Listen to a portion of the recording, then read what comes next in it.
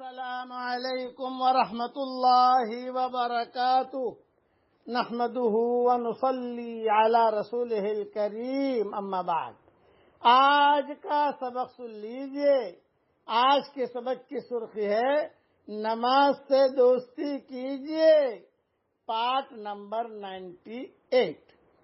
حضرت ابو ہریرہ رضی اللہ تعالیٰ عنہ سے روایت ہے کہ رسول اللہ صلی اللہ علیہ وسلم نے ارشاد فرمایا، سورج کے طلوع اور غروب والے دنوں میں کوئی بھی دن جمعہ کے دن سے افضل نہیں، یعنی جمعہ کا دن تمام دنوں سے افضل ہے۔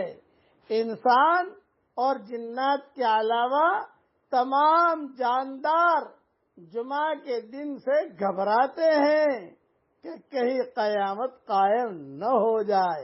ابن حبان میں یہ روایت ہے۔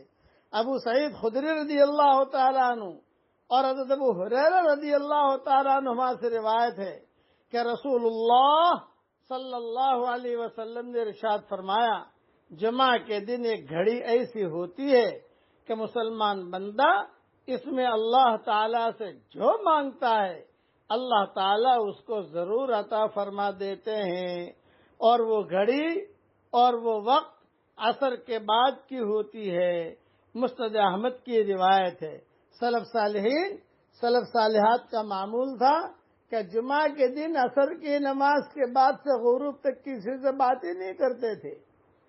سلف صالحات بیٹھ جاتی تھی اپنے خلوتوں کے اندر، سلف صالحین بیٹھ جاتے تھے مسجدوں میں۔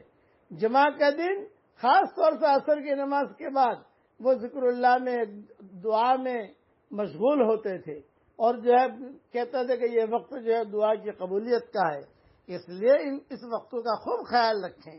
ابو موسیٰ اشعری رضی اللہ تعالیٰ عنہ فرماتے ہیں، میں نے رسول اللہ صلی اللہ علیہ وسلم کو جمعہ کی گھڑی کے بارے میں ارشاد فرماتے ہوئے سنا کہ وہ وقت خطبہ شروع ہونے سے لے کر نماز ہونے تک کا درمیانی وقت ہے۔ الگ الگ روایتیں ہیں، یہ روایت مسلم شریف کی ہے۔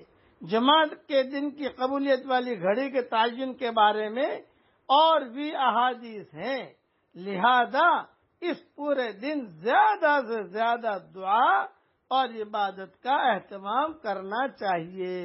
خاص طور سے درود شریف کا جمعہ کے دن بہت اہتمام کرنا چاہیے۔